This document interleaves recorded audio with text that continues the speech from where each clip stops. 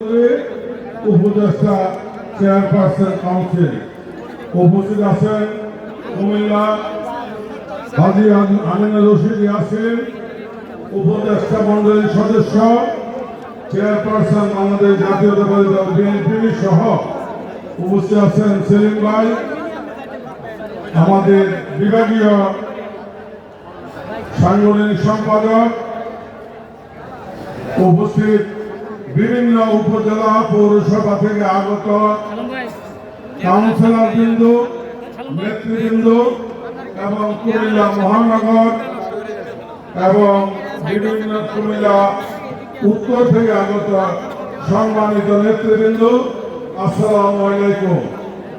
আজকে এই 27শে সেপ্টেম্বর কুমিল্লা দক্ষিণ বিএনপির মাঝে দুইটি ইতিহাস স্থাপন করবে।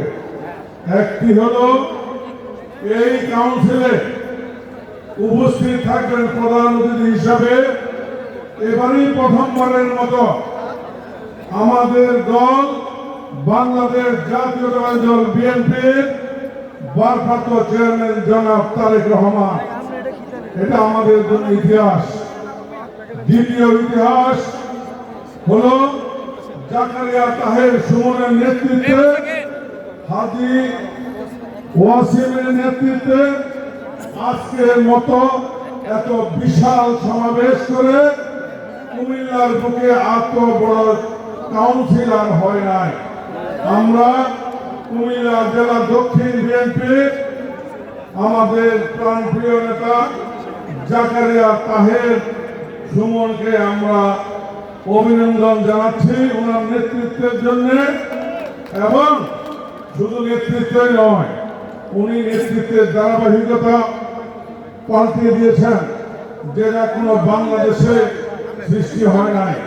সেটা হলো জেলার আহ্বায়ক এবং জেলার নেতৃবৃন্দকে নিয়ে ইউনিয়নের ওয়ার্ড কমিটির কাউন্সিলের মাধ্যমে উনি নির্বাচন করেছেন। কাউন্সিলর নির্বাচন করেছেন ওয়ার্ডে, ইউনিয়নে, তারপরে উপজেলা এবং পৌরসভায়। এটা আমরা অতীতে এই ধরনের তৃণমূলে গিয়ে রাজনীতি করে আমরা আর কখনো দেখি নাই। সেজন্য লাকসাম, মনোহরগঞ্জ এবং লাকসাম পৌরসভাবাসীর পক্ষ থেকে ওনাকে জানাই আন্তরিক অভিনন্দন এবং ধন্যবাদ।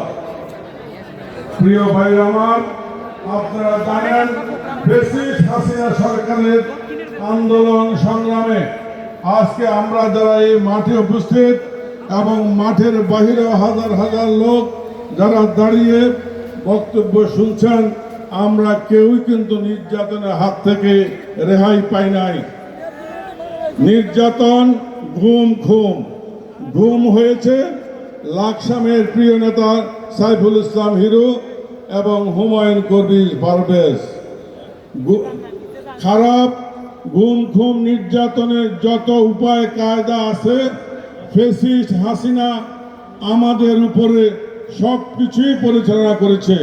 কিন্তু আমরা আমাদের প্রিয় নেতা, আমাদের প্রিয় অভিভাবক জনাব তারেক রহমানের নেতৃত্বে অবিচল ছিলাম। এই জন্যে আমাদের মাঝে কোনো ধরনের শীত ধরাতে পারে নাই বা আমাদেরকে অন্য দলে প্রবাহিত করতে পারে নাই।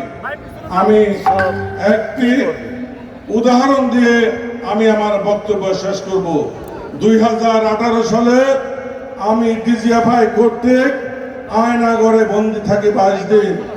নির্যাতন নিপীড়নের পরে আমি একটি কন্ট্রাক্টের মাধ্যমে, বিনিময়ের মাধ্যমে আমি ছাড়া পাই।